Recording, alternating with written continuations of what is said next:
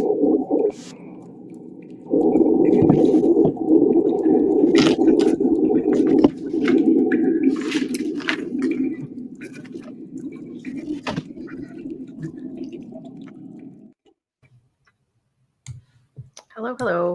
That was cool. It was cool. Well, I was trying to find something that fit the tone of the book, and that was as close as I got, even though it's not entirely accurate. But anyway. Close enough. I know. Sci-fi-esque. So that was good. Yeah. Hello. Welcome. I'm sure people are very surprised to see all of us together again discussing some kind of book. Yep. For anyone who is watching on replay, we are talking about The Inheritance by Ilona Andrews, which was their surprise book this year, because there's always at least one surprise book by them. And I quite liked the intro at the start of the book where they're both basically just going, we thought this would be a short, fun thing, and it was not. Mm-hmm. Yeah, that was I'm not complaining if they want to accidentally write more. Oh, no. Planned. Oh, no. Oh, no. The horrors. As fans of Ilona Andrews, they're writing more? Mm-hmm. Now, Robin, this is your first Ilona Andrews? Yeah. That is. Ooh. Well, Now I have to go back and just, I guess I have to start at the beginning. Yeah. Yes. Welcome to the Totally Not a Cult. And start anyway. I actually feel like this is a really good, like, if you're just coming to Ilona Andrews, because it's not part of their other series. Like, it's a good place if you just want to get a sense of their writing. Well, and sometimes, like, when there's, like, huge series and, like, backlists, it's so overwhelming. And to have this just be, like, its own thing that I could read, I was like, it didn't feel like this big daunting task. So I was like, now that I have, like, a taste of their writing and everything, now it's like, okay, well, now I used to read all of it. Yeah. Yeah. Like, and it's different, but the writing itself is the same in all of their books. The only one that I think we'd probably all agree is a little bit different, and don't read this one next, is the Edge series. I agree. I was going to say the Edge series. All I don't know that Robin would like the Edge series. I don't think I would have liked it if I'd read it without having context of all their other series. Yeah. Okay. I think I need, like, having the context of everything else helps, because it's just a little more horror-y. Yeah. Gotcha. To me, like, some of the stuff in it is a lot. It's intense. Not that you like don't read anything with that, but it's just, I don't know. It's very different. There's a lot more body horror in it. Yeah.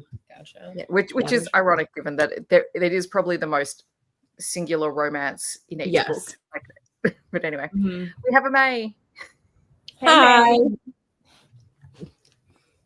Who's not here as our checks and balance and to ask us what the hell we're talking about. You're empty.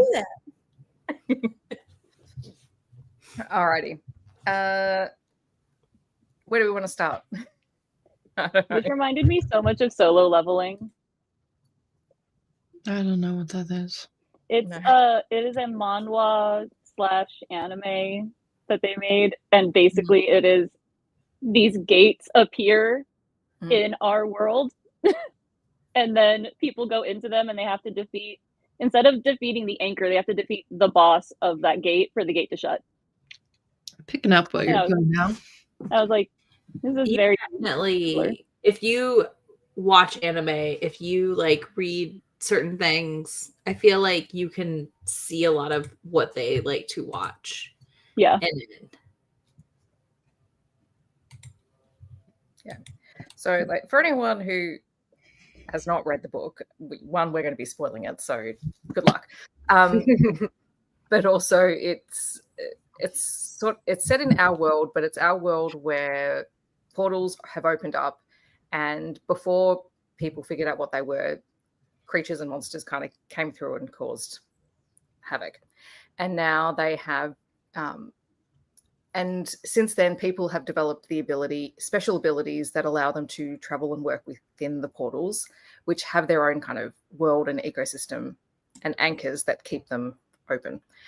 And you have different characters who go in, and basically humans, because of course they have gone in, decided to strip mine resources from inside the portals, which I just thought was typical.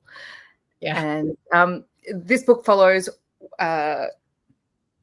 Ada, who is a talent, and her talent is being able to sense the resources, the things that people need within these portals that help miners essentially collect them. And Miners with an E, not with an O. yes, miners, all over pronounced. Sorry, as an Australian, we just put "a" on the end. It's our schwa.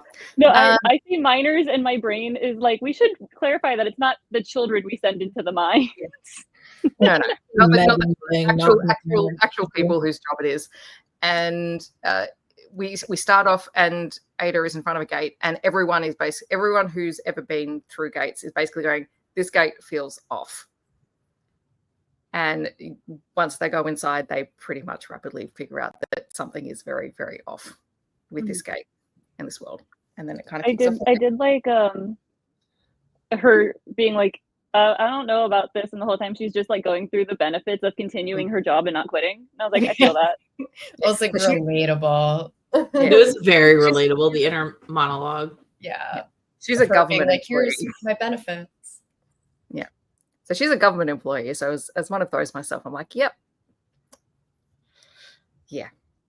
And she's a single parent. She has 2 kids who are, one's a teen and one's a preteen. 12. Yeah. I think it's what it was. It was 16 and 12. Yeah, I kept mixing it up because we do get flashbacks to when the gates first opened and her kids are smaller. And for some reason in my head, they just stayed young until they appeared. Because the kids were actually really, I quite liked having the kids in the book. They were cute. They were. Alrighty. So, this is the funny thing, because we've been talking about this in the chat. So, oh, hang on. What have I lost? Mind me. Alrighty. First thoughts and impressions. I know we've all said we liked it, but what did we like about it? I mean, everyone talk at once. Robin, I just thought Robin was going to go first. I thought we were going to go down the line. Order. Oh, sorry. I'm sorry. Heather's here. We must not go in order. I mean, I can go first if you like. No, I mean, I gave it 5 stars. It's like, it's not my like normal type of book. Like, there's like no romance in this first book. So, like, I guess I was surprised by how much I loved it, but their writing is great. I loved their characters. I don't know. It was just, I had a really good time. Like Megan said in the thing, it was like a dungeon crawler, but with an adorable dog. An adorable but scary dog. Like the side characters, like immediately you either really hated them or got like super attached to them. Like I was like, well, I need a book about Leo now. He has like 4 pages in the entire book, and yet somehow. Welcome to the world of Ilona Andrews, where you become attached to everyone and you demand a book for every single character who has a 5-minute appearance. Yeah, because it's like none of the side characters got like a ton of page time, but you had really strong feelings about all of them somehow. Yeah, I wish I could say that that's an anomaly, but it's not. No, that's like every freaking book. You're just like, oh wait, I want more about this person, and now this person. And it was really like crazy because I was like, I don't know anything about you. Why do I care so much about your life? Like, I care about you. So if there is a romance in the future, do we think the romance is going to be with Elias? Better be. Yeah, it has to be. It better be. No, like, no offense, but yes. I don't think there was another option presented that it could have been.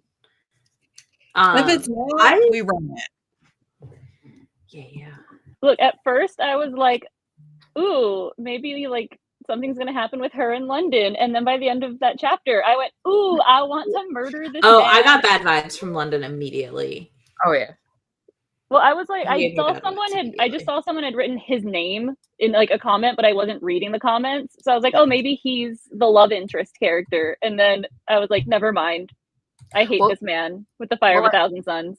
I don't know. I think it was just that Ilona Andrews never gives you the love interest in the first chapter. And I'm like, they're doing too much to set him up as a character. And I'm like, this is not going to go the way that we expect it to go. That's true. Promising to protect her too much. And I was like, Suspicious. I loved her the whole time talking to herself / Bear, just being like, and he said, I would rather die. And no. I was like, I would be doing this too. Mm-hmm. No, I thought he was a possibility because Steph had told me that you had the perspective of the guy outside the cave trying to get in, and you had her perspective inside. So I was like, okay, maybe they get separated right here at the beginning, and then we don't, see them interact for the rest of the book. But no, he was just a scumbag. Yeah, he was just the worst. If you ever need an incentive to get out and smack someone around, you gave it the perfect opportunity. I did.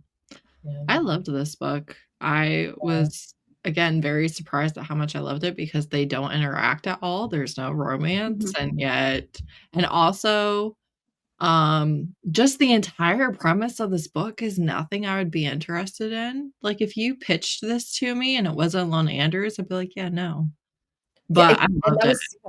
I was like, the whole time, I was like, man, if someone had laid out this premise and told me they're like, they don't even meet in the first book, I'd been like, I'm out, forget it. What do you mean the main characters don't meet in the first one?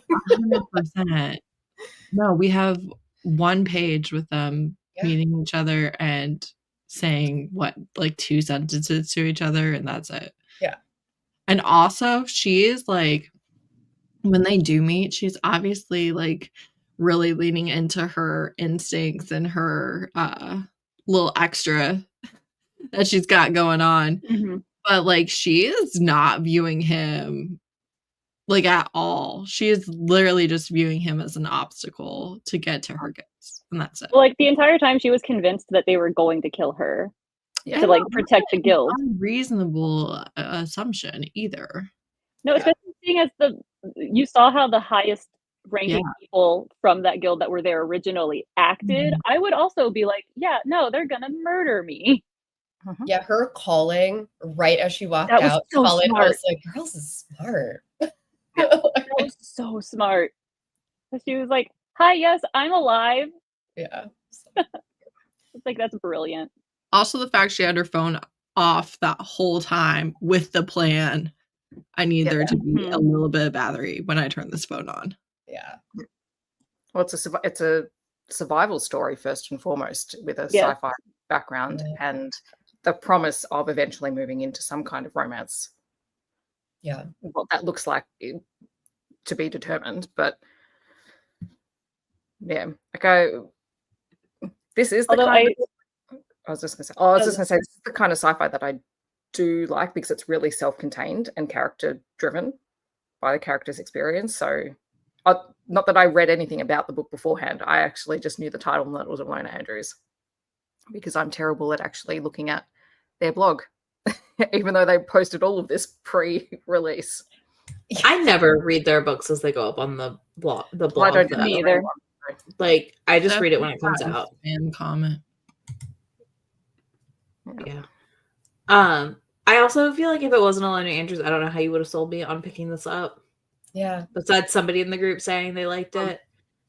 I have just gotten to your page to delete that comment. It was surprisingly good. When I started, I was like, okay, I'm interested, and then I put it on Siri, read it to me or whatever, Kindle Assistive, and I just blew through the entire book. Yeah. You said Siri, read it to me, and my Siri kicked on. You're welcome. I love that for you. Mine did not. So, but yeah, I did that, and I feel like I blew through the book without even trying. Yeah. So it's 280 pages, but I don't know, it was a very quick 280. I definitely was just excited to see them play in a different set. This is very different from everything else they've written so far. Mm-hmm. Even though we still have it's very Ilona Andrews-y, and I liked that about it. Yeah. And I'm curious how I guess I'm wondering is this a parallel universe? Are we on another Earth? I'm assuming. And somehow the Lees are able to Earth hop. Maybe. I don't know. That's what I'm wondering. Well, I'm just wondering where it is, if it like this, the Lees and the connection to Bahachar, I feel like it puts it in the same universe as Innkeeper Chronicles, but I'm wondering whether it's a future. That's what I mean. Is it like, I'm wondering, is it future or is it like a weird parallel Earth situation? And it might be, they've done parallel Earth before, because that's how we got what's his face in the Innkeeper Chronicles, the Guardian or whatever his name is. Yeah. And Gaston. The only one I remember is Gaston because he's the only one I care about. But they came from another dimension. Yeah, it could be. So it could literally be that there's just multiple dimensions, and sometimes they are just like able to hop between them. That's what I wonder. I don't know. I'm very intrigued to find more on that, like as we continue the series at some point. Who knows when? Yeah. Maybe never. Who knows? Because I wasn't sure until Jovo turned up, and then it still took me a minute to connect, to remember that the Lees were the characters from the Innkeeper Chronicles. Yeah, but I did like that because he's I think I mentioned in the chat earlier that he throws shade on Clan Nuan, who is the clan that we know from Innkeeper Chronicles, the merchant clan, because they're soft. And I'm like, yes, that sounds about right. Well, the minute that vision where they were like, she was like, fox creatures and financial ruin, and I was like, I know who these are. Yeah, I was like, oh, Innkeeper's Chronicles, right there. Yeah. So I was like, it has to be this fox. Like as I was reading, so it was like, there's literally no other characters because I was like, it can't be any of the like humans that are stuck on the other side of the gate. That wouldn't make any sense. So I was like, it has to be this fox. So where did this fox come in? Yeah, so I mean, if you do go Innkeeper Chronicles, which is more, it's more fun sci-fi than this kind of survival sci-fi. Although there's a lot that happens in it. But yeah, the merchant clan of the Lees play a really big part, because every time because they actually visit Bahachar, the humans actually go to the place that's mentioned, which is kind of like a central point where people from all different worlds come and travel, and it's a marketplace. Yeah, makes sense. But yeah, I thought I had a really good time with it, and like I said, like all the not that we get a huge number of side characters or supporting characters in this book. I think every one of them I was intrigued by and had, that immediate visceral reaction of either I really want to hurt you, or Leah is a character that I was like, this is a really interesting guy, and Jackson as well. Okay, did I miss? Do we know what Leo's power is? Was it ever mentioned? It was mentioned. It was mentioned at the end in that class glossary. Gotcha. It said that he's a like a stormgist or something. Basically, he controls like wind and lightning, and when he powers up, he develops these like ethereal black wings. Gotcha. Because all of a sudden, like they kept talking about his eyes going white, and then at the end he had wings, and I was like, do we know what this dude is? Like, is this a secret? It was like a definition at the end of the book. Gotcha. Where it was like, example of this class, Leo. And I was like, there it is. Yeah. I was like, the whole time, like by the end, because I was like, oh, maybe it's like a reveal later on. And then the book ended, and I was like, did I miss it? I just assumed you understood. I mean, I probably would have liked that little glossary at the front of the book, but maybe that's something that they'll put at the front of the next book so that you can catch up. Maybe they thought it was like a spoiler if they put it at the front or something. That's fair. Yeah. So like right back at the start of the book when they first go in, and they're like, I actually really liked Ada's abilities, that ability to find things, and the way that she sees things as like the things that she needs are a brighter red. Yeah. And that whole idea of, well, she finds basically a river of gold, but then finds something even more valuable to them. But then as she's having to make her way through the cave and survive, even just figuring out that, when they're poisoned, they have to eat the hearts of these creatures to try and get some kind of immunity, and like that whole, I mean, I'm sitting there going, absolutely not. No way in hell. I'll just lie over. I would die. I'd be dead. I also would have opted to die, probably. I was like, no. I would just lay down in the water and just be like, nope, we're out. Yeah. Dragon, take me. Dragon, take me. I mean, I'd save the dog, but yeah, I'd lie down and that would be me. Yeah. Like, absolutely not. You could not get me to do any of the things that she did. I did love that she was like, this mother effing dog is gonna survive no matter what. She was like ready to put everyone down to take that dog with her at the end, where she was like, oh no, this dog is coming home with me. And they were like, and she was like, you can fight me, it's fine. Yeah. Leo was ready to fight her. He was like, we're keeping that dog. And Elias was like, we don't want to have this fight. Which I find ironic. Like, I know that the cat that they find, that Elias finds at the end, is not originally an earth animal. But the fact that he was dead set on keeping Bear, but against keeping the cat, I'm like, come on, Leo. I don't know. The art of the cat, though, I was like, I don't think I'd keep that cat either. I also loved that. I was like, it's so cute. It's cute, but I don't know that I'm going to try to keep it. Leo kept having to tell Elias, kid gloves, we don't want to anger her, kid gloves. And then when she was like, I'm keeping the dog, he was like, I will fight you, woman. I'm like, what happened to kid gloves? Yeah, I did appreciate that right at the beginning of the book. They were like, the dog lives. And I was like, oh, because there were so many moments that I would have been in a complete panic over whether or not that dog was surviving. Oh, same. Yeah. It's like I could not have handled it. Nice. So I appreciated them a lot for that one. I mean, I missed it. So I literally was like, guys, if this dog dies, I'm breaking my iPad and it's going to be real sad for everyone. Yeah. I did like that the dog's name was Bear. Bear the dog. It's about as big as a bear. My dog's name is it's a good name for a German Shepherd that grows to over 100 pounds by the end of the book. Yeah. She's such a big girl. And I like that Bear goes from being a working dog, and there are rules around how you interact with her, because she has a job to do while you're in the portals, to basically being okay, but also if she's like, I'm gonna pet this damn dog at some point. Yeah. And then she does get to pet the damn dog. Yeah. London's a piece of trash. I just need to reiterate. I know we all know this, but the amount of hatred I had for almost every single person up until like the halfway point of this book. Yeah. Well, I found it really interesting, the three people that made it out of the portal. So you had London, you had, was it Melissa? Melissa. Yeah, the foreman and the protector lead or whatever. Yeah.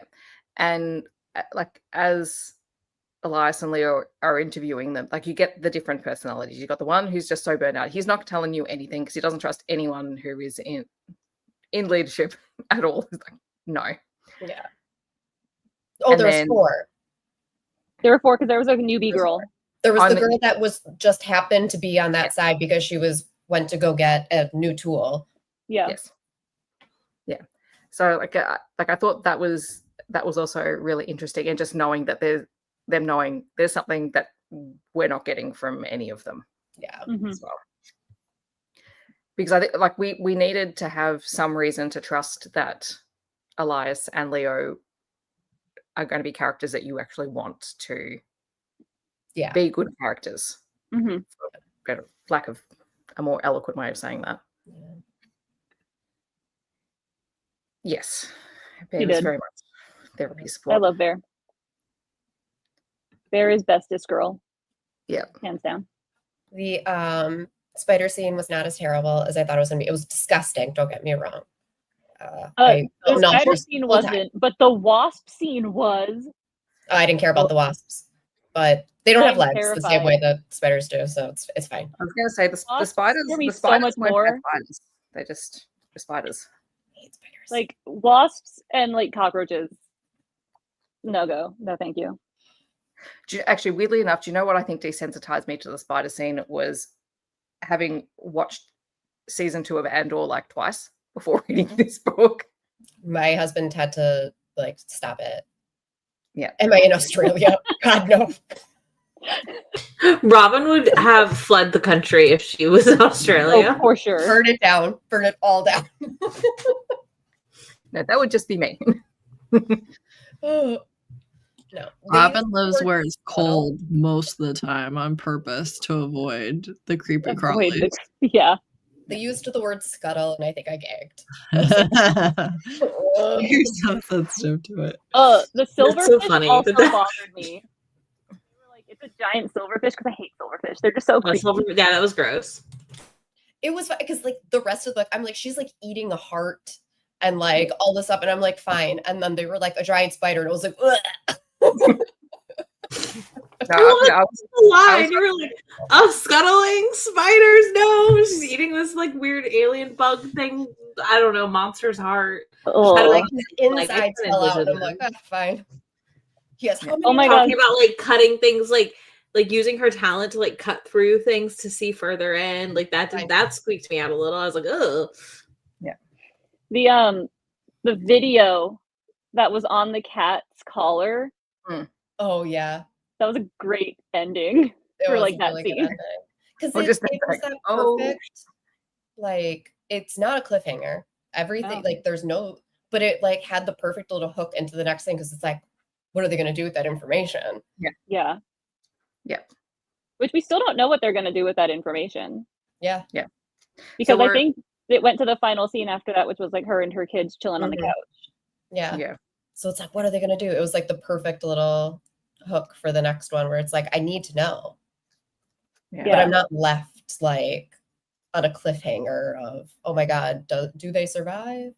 Yeah. Ilona Andrews doesn't do cliffhangers like that. Yeah. They always wrap things up and then just kind of let you know, hey, we're going to be exploring over here. Yeah. Next one.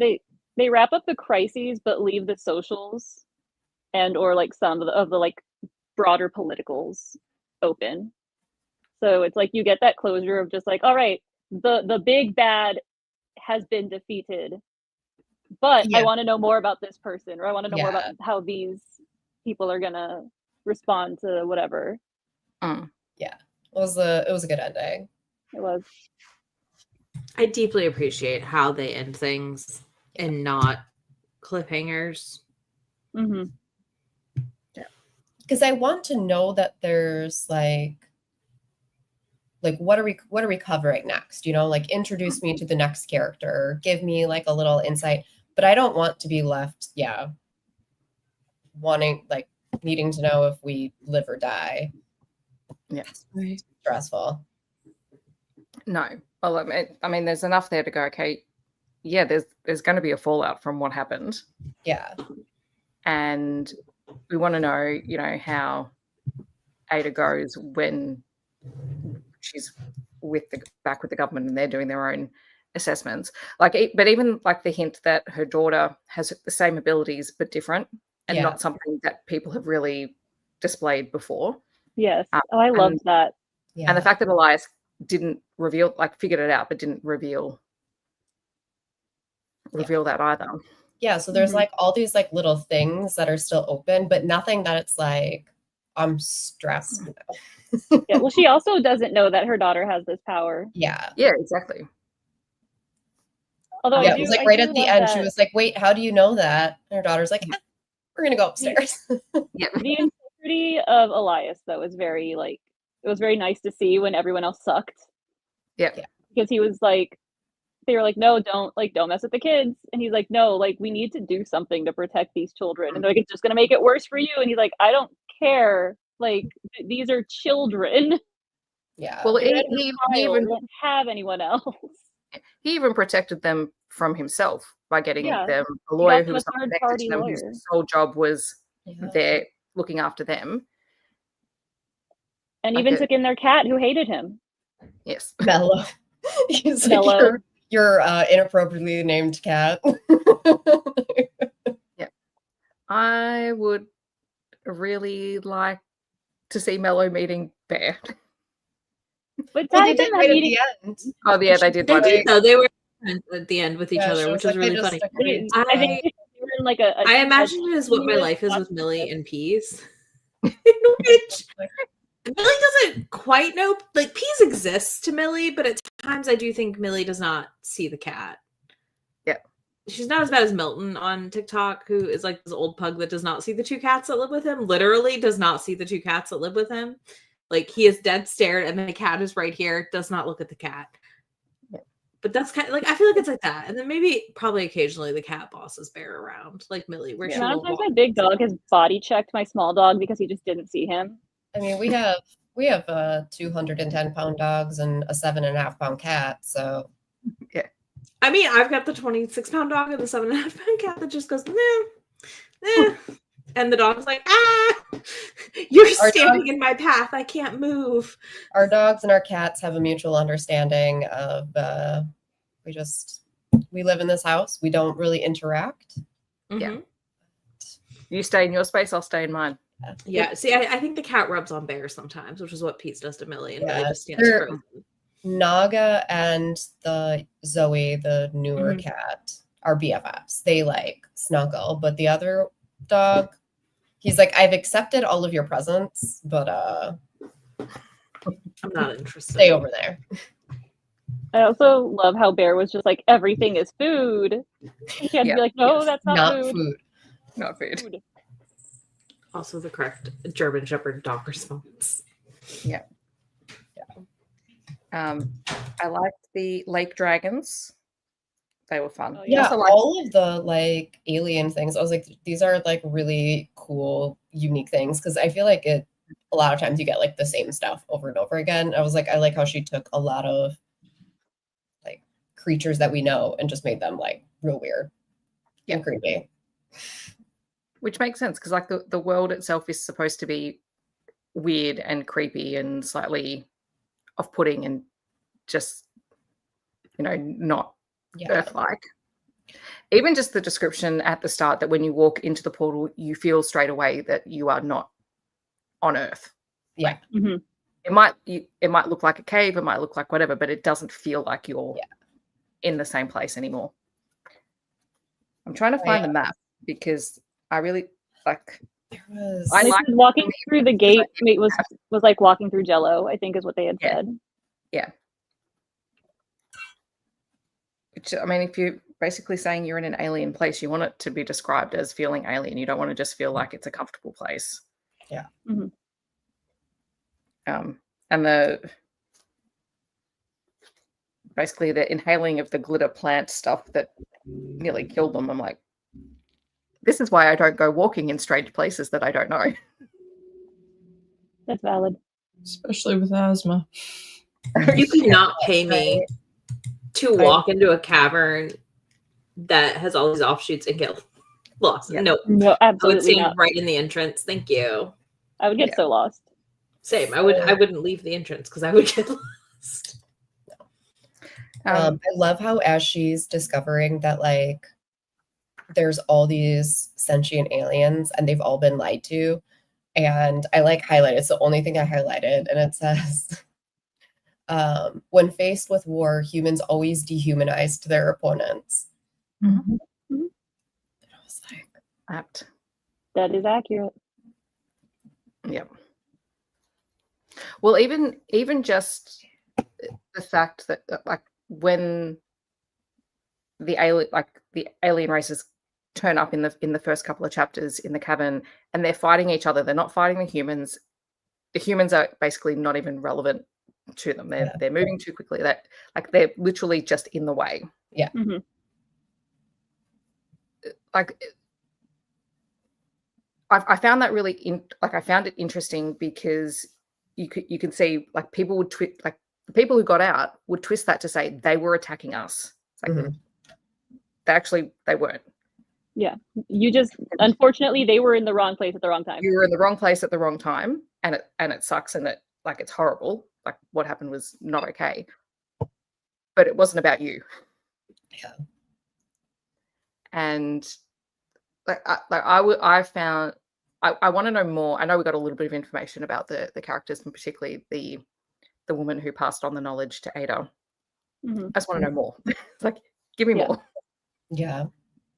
I cannot wait for her to meet whoever that the mother is basically that passed it on, like her beings, like that society. Because I think it'll be really interesting. The Rockala, something like that. Yeah. It depends on whether or not we believe them about how many books there's going to be, because there's no way they can cover everything that they introduced. They did say there would only be potentially 2 books. I feel like it's going to be more than 2 books. I feel like it's going to be another Innkeeper issue where they they're going to started on their blog. Like a spin-off, you know. It's they like, might do a spin-off. If they only do 2 books, you have to assume we're not really doing much with any of the alien things that we got introduced to. See, I didn't even know how many books they were doing because I didn't pay attention. It said it in the foreword. Yeah. I read that. I don't remember. Yeah, and look, even if they don't, I think it is an interesting enough concept that doesn't come up often in books. That, I mean, I think what we get enough information in this book to go, okay, this is really cool. It's really interesting. I personally want to know more, but that's just because that's how I've grown up on really big, long sci-fi series, and I'm like, always tell me more. But even if we didn't, I think it's a cool concept to leave readers with, to think about. Why would a race pass on memory in that way? And what do people do? And what do people do with it? And why are people trying to? Well, and the idea that trying to get rid of them. It's not a singular, like there are multiples of these. Like there's not just one like line of these. They're collected, which I thought was cool. This is kind of what I thought. I was like, I think it's going to end up being like 2 books for this couple, and then they're going to do. It depends. The problem is always they have too many things that they could write. Too many ideas. They've also said that they don't write because they're like obligated to. They write them whenever they feel like it, which is why they have so many series that have like 1 or 2 books in them. I mean, that's part of why they also like kind of broke ties a little bit with Ace, I feel like, and have moved why more they stopped doing Trad Pub. Yeah, I mean, Maggie's Trad with Tor, but I think a big part of it is definitely that. Like, and I respect that though. Like, they have so much backlist that I feel like they've hit. It's like Katie Robert pivoting to more horror romance stuff. I'm like, you have such a big romance backlist. Like, somebody finds your romance books, it's not like they're gonna, they might be sad you're not writing a ton of it anymore, but well, I mean, like, Ilona Andrews does follow through on what they start, though. They do. It just might take a while. Finish a series. Yeah. I mean, they don't rush it. I guess they didn't start it for the 3rd trilogy in A Hidden Legacy, so. Yeah, but that was for a reason. I know, and it made sense. Did their trilogy. The trilogy they were in. Yeah. Oh, yeah, Kinsman is fun. Yeah. 4 of us out of this group have basically read everything. Yes, every single book. That's the only thing I'm sitting on. And I'm kind of just sitting on it because I'm enjoying the idea of having Ilona Andrews to go to. That's fine. I also think that's really fair for an author to be like, hey, this is what I currently want to write. I'm not going to force myself to write this other thing that no one's going to end up liking because I made myself write it. That's not that good. Yeah. Yeah, I know they're not rushing to do a Catalina series. Yeah. I feel like there was plans for Arabella series. Yeah. But it got canned because of Russia stuff. Yeah. Is my understanding. Yeah. They had plans, but they're not doing it. And I don't blame them. Like, that's why I said I don't fault them. But I was like, they didn't actually start that one, so like fair. Yeah. They're not leaving that one hanging in the middle. They wrapped up the 2 series within the series. So yeah. The 2 trilogies. I think it's fine. Mad Rogan is superior anyway. We didn't really need anything after him. So true, Misty. I think. What else? Writing off of what Robin said about the humans dehumanize their enemies, I did like how Ada was like, you find out someone's true colors when they are like in crisis. Yeah. And so these people who were like, I'm your friend, I support you, I'll protect you, were just like all about me when the the shit hit the fan, because they were like, the foreman literally like ran over and pushed over her own team to get out. Yeah. Can we talk about the husband? Like, what? Oh my god. Oh, yeah. The other piece of trash, I thought there was no one I liked for like halfway through this book. Like, when fucking Roger. Yeah. I wanted to drag him. I wanted to rip him out of the page of this book and just beat the shit out of him. Yeah. You know, because like she's Terrible. talking about like, oh, my husband like abandoned us or whatever. Then you finally get it. And I was like, how is it worse than what I thought? Yeah. Like, it was so much worse than what I had imagined. Yeah.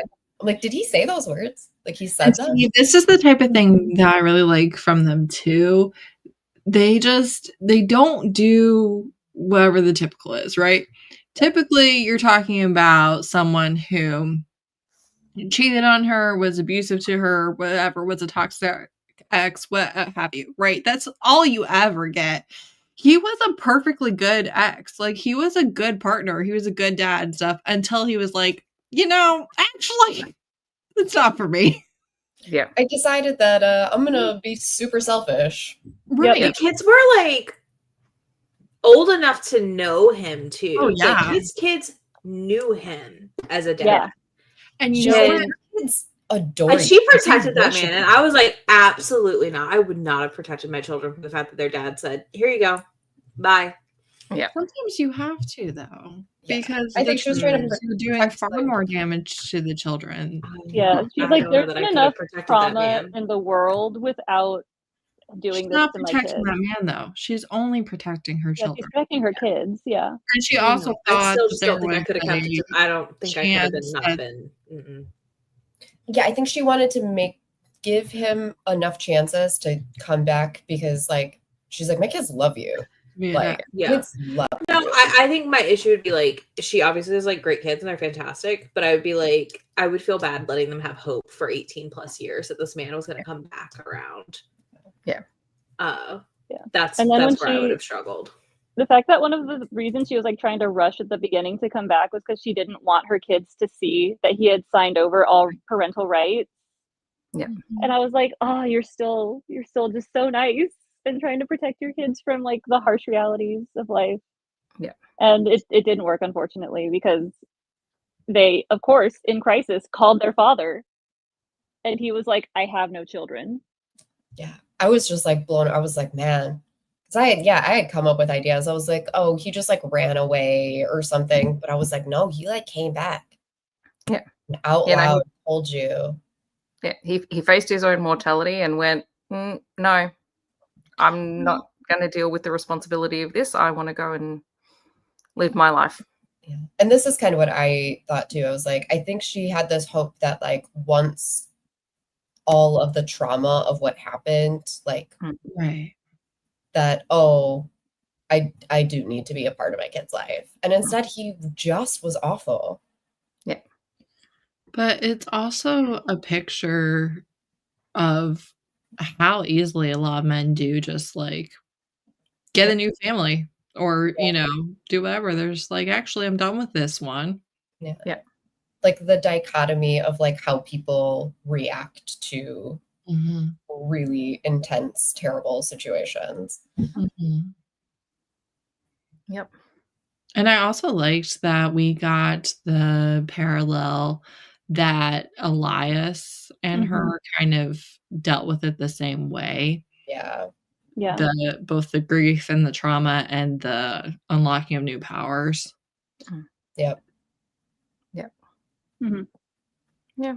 I also really liked when Elias was about to confront London, how he was like, we're both really similar powers, and like literally went through because they had entered at the same time. So it's like, how did Elias rise up to Guildmaster and become stronger, and London didn't? Yeah. And it's literally just like the character of the person. Like London had everything, was a rich dude from like a rich family. Yeah. He was just a Nepo baby the whole time. Yeah. He just consistently was just like the golden child. Yeah. And even when everything collapsed, he got a power and still was like the golden child. So he was like, I'm gonna live easy. Right. Yeah. And like we talked about Ada coming out of the portal and that moment where she just calls in and that total boss moment of hers. So good. But when the rival guild is there to take over the portal and Elias walks out holding his cup of coffee with his shield up, just walking towards them and pushing everyone back. Yes. Oh, so Not good. even breaking a sweat. But in his head going, yeah, if I held it for another 30 Yeah. I seconds. know it's gonna fall. Yeah, 5 more seconds. Yeah, of like this. he had that timer in his head and he was like, all right, start now. Yeah. Well, and the cool thing is too, just like with a lot of their characters, but if he had reached his limit, he would have made it look like it was just a choice. He would not have in any way let them know that he had nothing left. Yeah. That's always fun to see too. I also love when he's healing and Leo's like, when did you start doing that? He's like, this morning. Yes. That's good stuff. But like it's like the power of his character, like internally. Like he's like, my life is to get better and do better. And so he's like, I worked hard and I practiced and I went, oh, I feel slightly stronger. Let me try this to improve myself, to like protect other people. Yeah. And again, London was like, nah, I'm good. I make like $1 million a year. I don't have to worry about anything. And I'm a giant coward and can just run whenever I want. Yeah.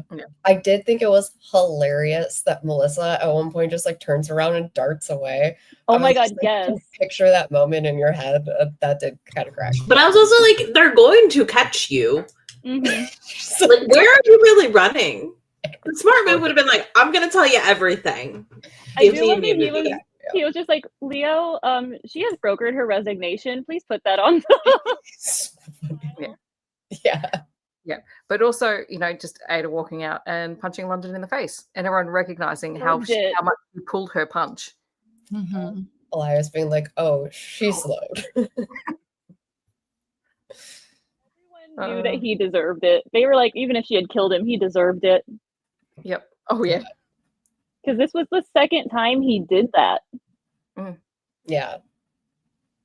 The second time he's done something like that. I do love that she was like, no, like you don't have to murder him, but never let him go into a gate with people again because that's more people's lives. And I was like, you are such a selfless human. Yeah.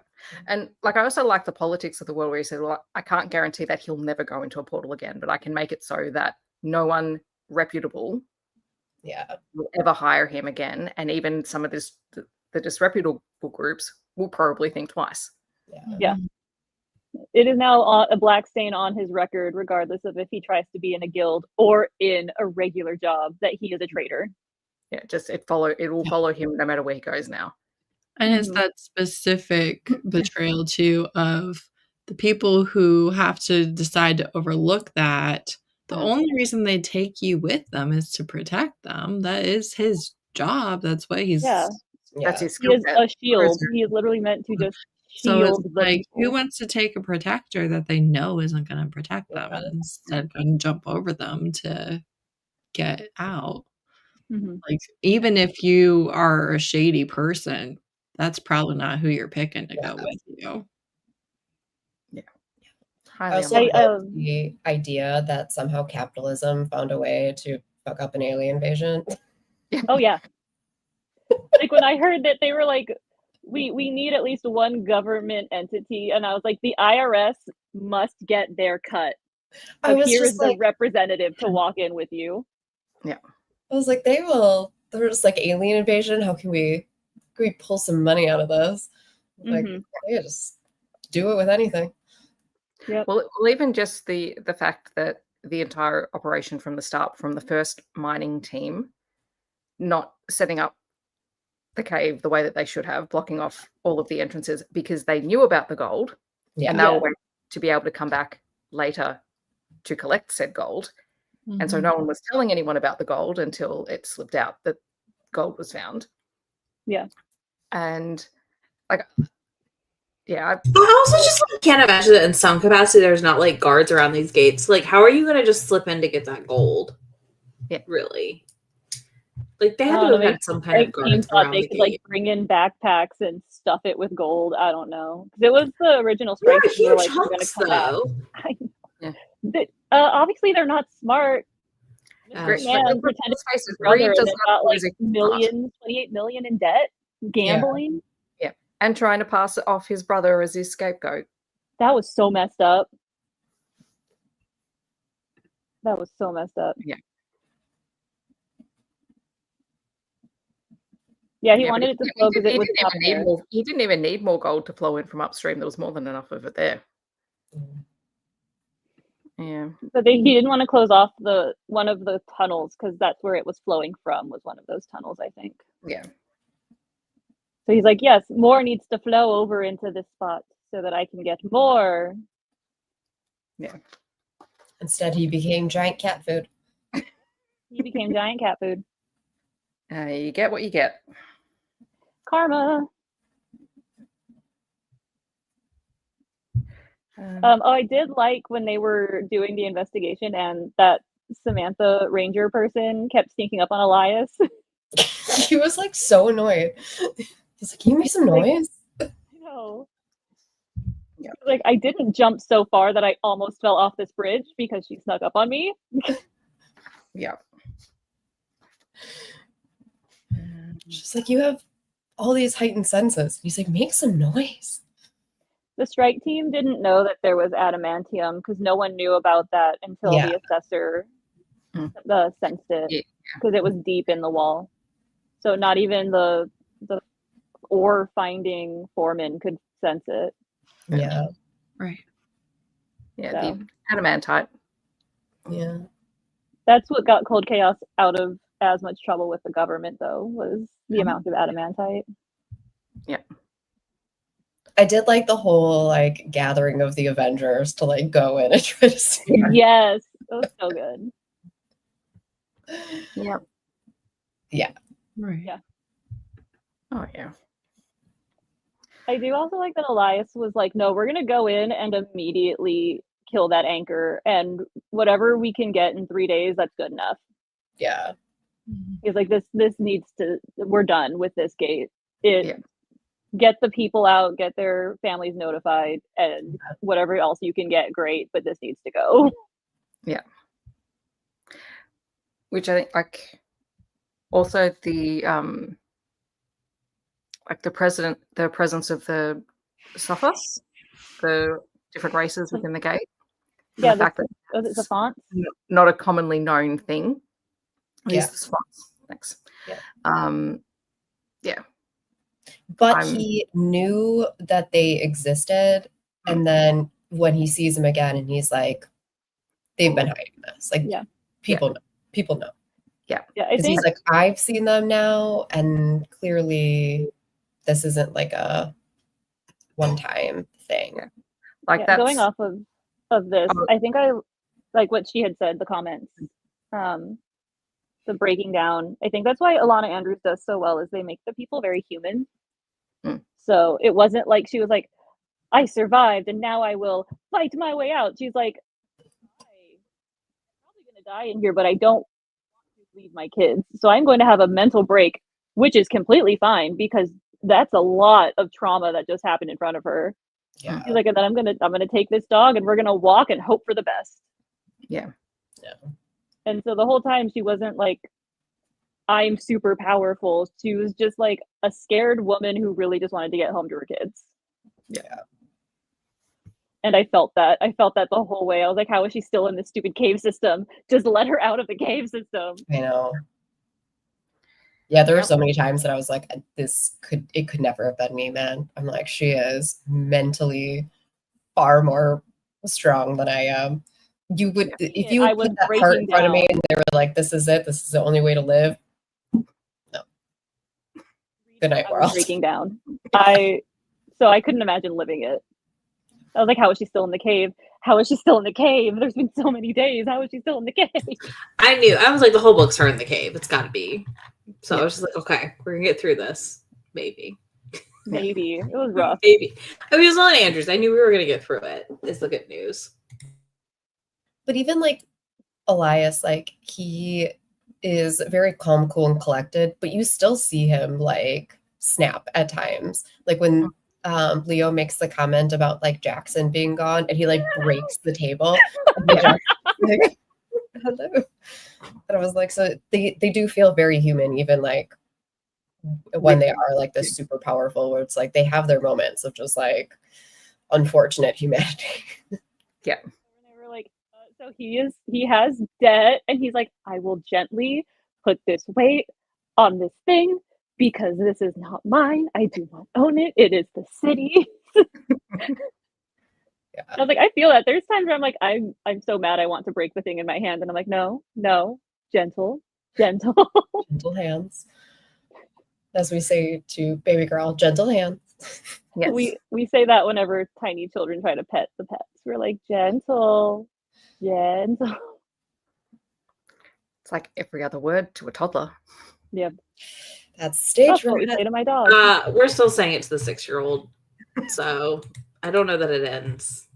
Because he just no, I still say it to 7 and 8-year-old. Yeah, I was like, he just wants to squish the puppy, and I'm like, you can't. You can't squish the puppy. You gotta let her go. You can't just hug her to you. I understand the urge, but you should. I get it, but you gotta let her go. All right, May, what did you think of the book? I don't know what's happening.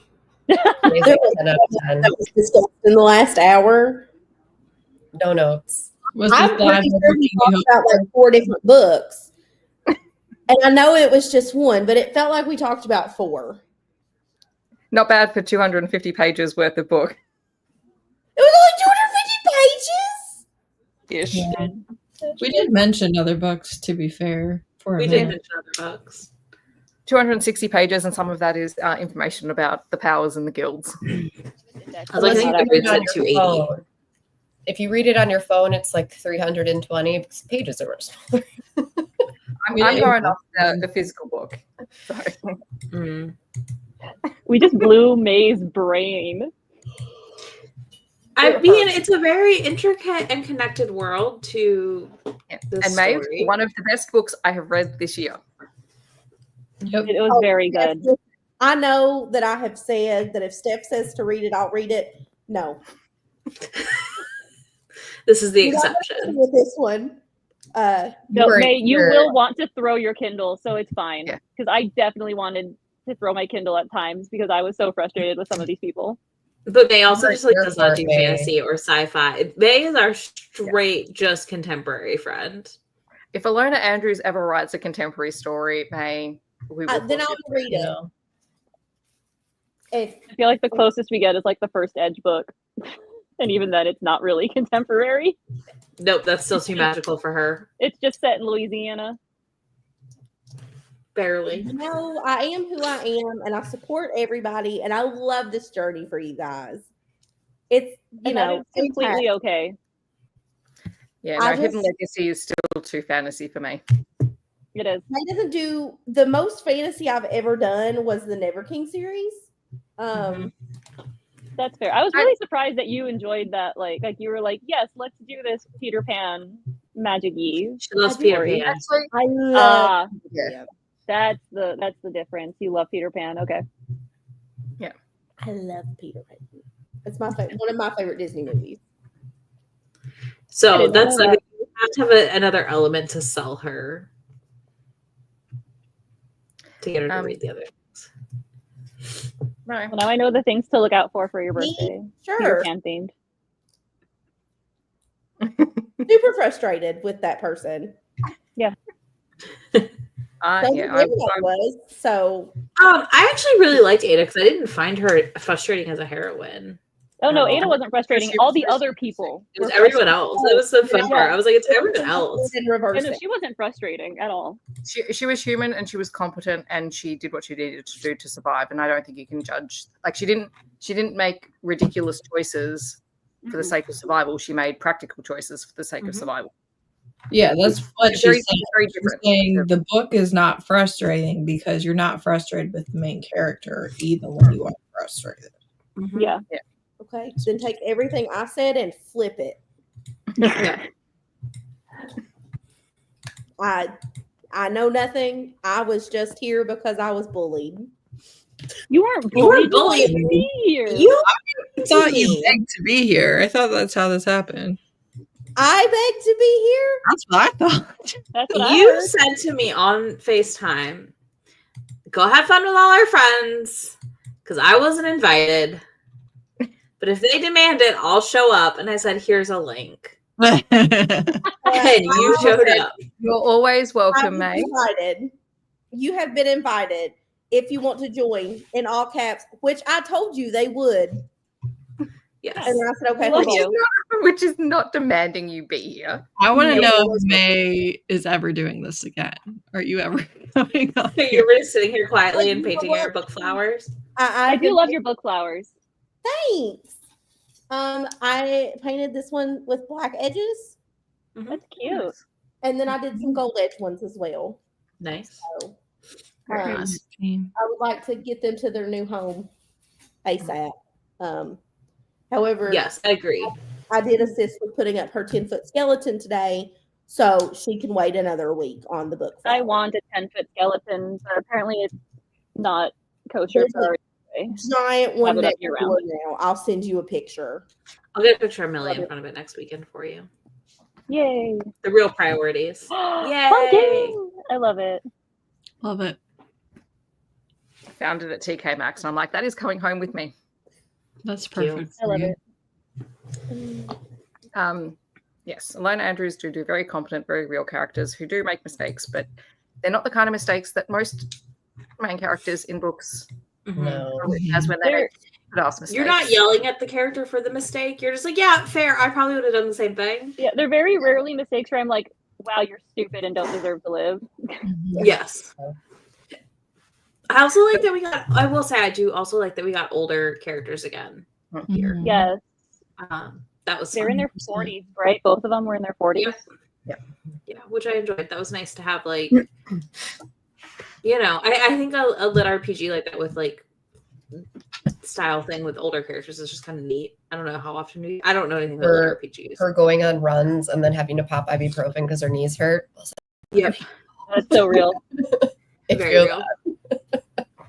And just the commentary, I have to do this because it's my job, but no, I- I'm not doing more than I need to do to They manage pay, it. they pay for my kids' school. They pay for my health insurance.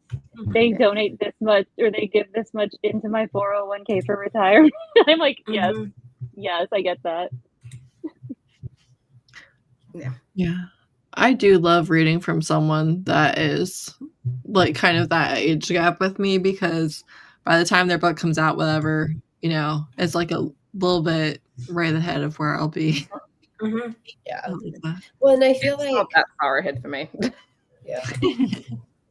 I feel like we get it more now, but I feel like the romance genre in general tends to be, you know, everyone's Younger. 24 or whatever. Mhm. Everyone's like in Yeah. college or just graduated Yeah. college. Yeah. And especially something like this that's like them being like powerful and, you know, Mhm. Can I Mhm. tell you guys, since we're all here, what happened to me today at the bookstore? So I've already told Isabel. What happened to you at the bookstore? So What always happens to me at the bookstore? I got stopped staring at the romance section. It was half price books, right? So it's used books. So I'm staring at the romance section because it's me and that's what I read.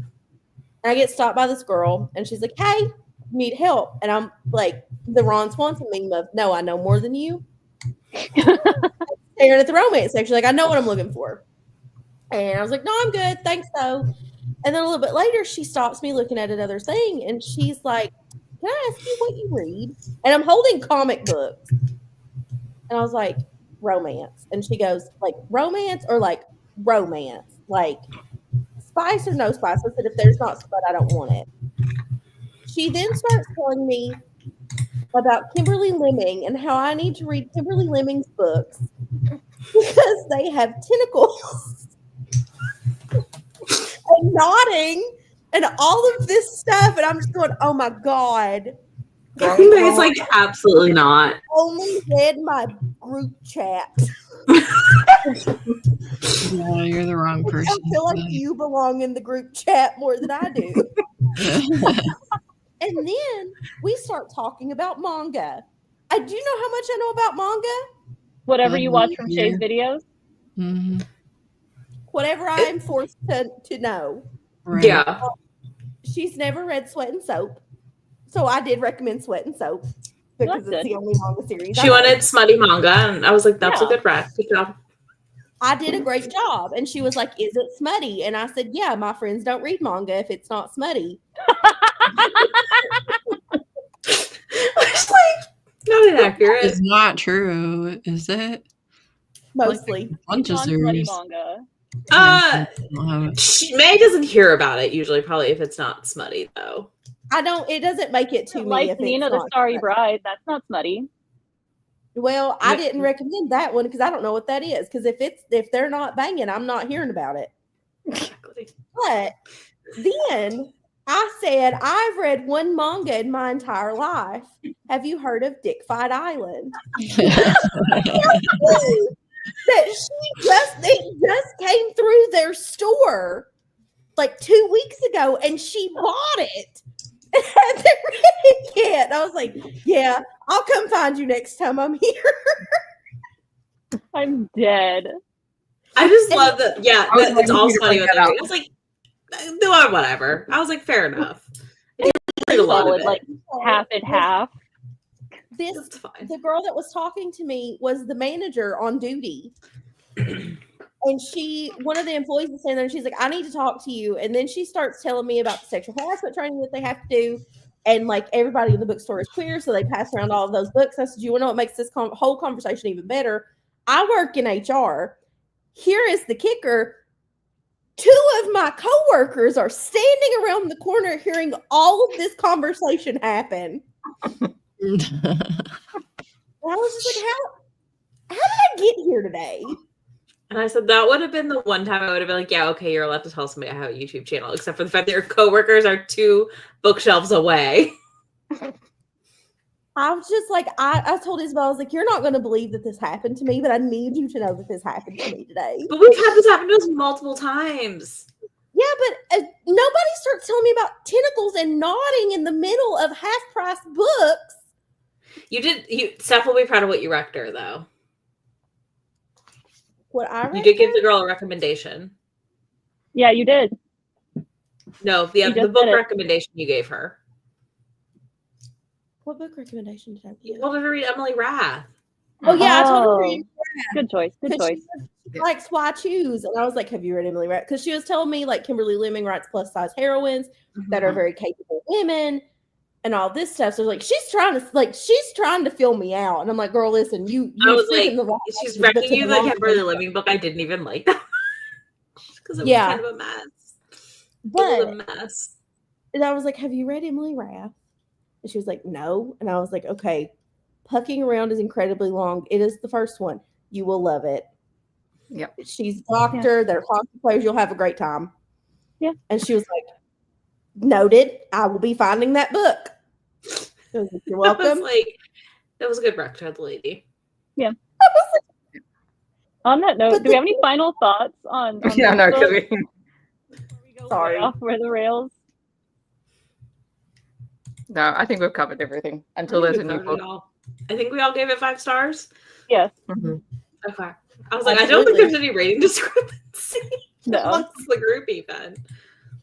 Until the next surprise Ilona drop. Yes. So in April, when we'll be back with Maggie. Yeah. Is that when it comes out? Mm-hmm. Oh yeah, Robin, will you start diving more into March Ilona? 31st, so we'll be here in April. It'll be April or early May, yeah. It will be April. It won't be early May. That would be a month later. That's true. Yes, I will read more. I'm going to go straight into like the graphic audio probably. The graphic audios are so good. They're very good. I would say if you liked the style of this one, I would say go to Innkeepers next because it's also a serial that they started on their website. Mm-hmm. Or if you want another standalone sci-fi, Fated Blade. Yeah. Yeah, Fated Blade. And it's short. But that's sci-fi in space. Yeah. Or if you want to, it's also a standalone romance. So you get the full romance from that novella, basically. or It's if not you want to, really novella. It's like a short book. It's kind of where it falls. But Gotcha. the more romance heavy would be the first 3 in the Hidden Legacy series, because that's all one couple. the thing about their series, though, their other series, is all of them were started a long time ago. So there's going to be a couple of things in like the first book where you're like, what the heck? And then like it's not really going to continue. But it doesn't matter what series you pick, there's something in that first book that you're like, don't love that. Or I mean, for Love in the Night coming up, Innkeeper Chronicles will probably get you faster to a paranormal-ish romance. That is true. Or you could read Hidden Legacy for Love in the Night. It would count. That's true. Yeah, That's all true. counts. Any Ilona Andrews books would count for Love in the Night. They would fit. What we're saying is we love Ilona, just don't read the Edge series. Don't read the Edge series first. If you love everything. You want to read This it is what I've heard. I've heard the first Kate Daniels because it was like one of their first, or if it wasn't. Yeah. I would not skip it, and I don't actually think it's as bad as people say it is. It's just an older title. I mean, I agree. it's like starting Side Changeling or Guild where you're like, Slave to Sensation is still my favorite Side Changeling book, and you cannot convince me otherwise. Slave to Sensation. I love argue, that first one. I would still argue that Magic Bites is probably more consistent than Slave to Sensation as a first book in an older. That's fair. I wouldn't disagree with you. And I love the Side Changing series, and I don't say anything. I just think it's probably more consistent. Also, it has really creepy vampires. Very true. All right. Alrighty. Thanks so much, guys. We'll be back at some point. We've got to figure out an Archangel's Kiss live show at some point. Anyway, so that'll probably be the next one on my panel. I know you won't be there, Izzy. I mean, you can always pop in if you want to be here. I'm not reading that series. Fair. All good. All right. We'll see you guys next time. Bye, everyone.